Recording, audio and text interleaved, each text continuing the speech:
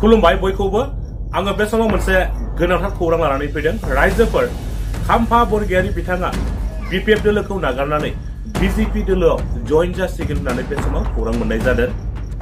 रायजोफोर असमिया निउसावहाय मा बाथ्रा फोरमायदों नोंथांमोना बे भिडिअखौ जोबजासिम नायनानै लायोब्ला गासैबो बाथ्राखौ नोंथांमोना आबुङैनो मोनथिनानै लानो हागोन বিটিচিৰ প্ৰাক্তন উপমুখ্য কাৰ্যবাহী সদস্য আছিল খাম্পা বৰগয়াৰী আৰু এতিয়া অতি শীঘ্ৰে বিপিএফ এৰিবলৈ সাজু হৈছে খাম্পা বৰগয়াৰী বিজেপিত যোগ দিব খাম্পা বৰগয়াৰীয়ে লোকসভা নিৰ্বাচনৰ পিছৰে পৰা হাগ্ৰেবা মহিলাৰীৰে দূৰত্ব বৃদ্ধি পাইছিল এগৰাকী খাম্পা বৰগয়াৰীৰ আগন্তুক দিনৰ বিটিআৰৰ নিৰ্বাচনৰ পূৰ্বে খাম্পা বৰগয়াৰীৰ এটা ডাঙৰ সিদ্ধান্ত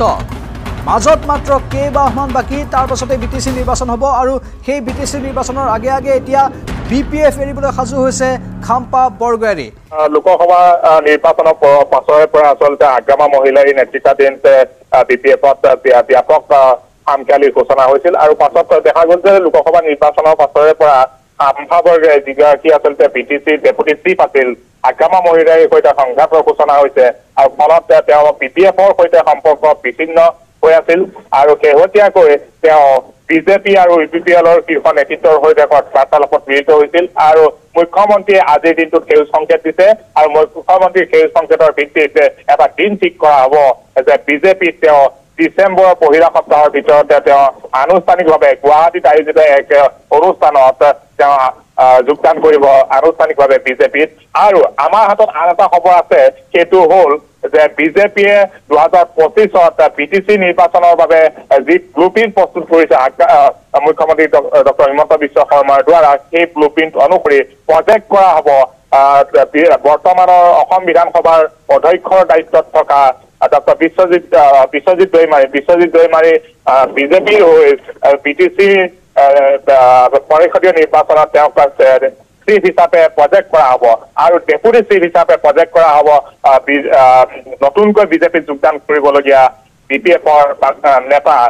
খাম্পা বৰগয়াৰী মানে বিজু কুমাৰ ডেকা এটা কথা স্পষ্ট যে বিজেপিয়ে আগ্ৰাসী ৰূপত আৰু এগ্ৰেছিভ ৰূপত আৰম্ভ কৰিছে তেওঁলোকৰ কাৰ্যসূচীবোৰ কাৰণ বিটিচি ইলেকশ্যন আহি আছে আৰু হাগ্ৰামাক এজনৰ পাছত আন এজন তেওঁৰ সংগীয়ে যেন এতিয়া সংগ ত্যাগ কৰি আছে ডেফিনেটলি বিগত পৰিষদীয় নিৰ্বাচনত তেওঁৰ হাতৰ পৰা যি ক্ষমতা গুচি যোৱাৰ পাছত এজনৰ পাছত আনজন তেওঁলোকৰ শীৰ্ষ নেতৃত্ব গৈছে চন্দন বৰ্মা পৰৱৰ্তী সময়ত যিগৰাকী 15 বছৰ মন্ত্ৰী আছিল যে সেইগৰাকী মন্ত্ৰী তেওঁ বিপিএফ ত্যাগ কৰি হাগ্ৰামা মহিলাৰ সংঘ ত্যাগ কৰি পেলাই তেওঁ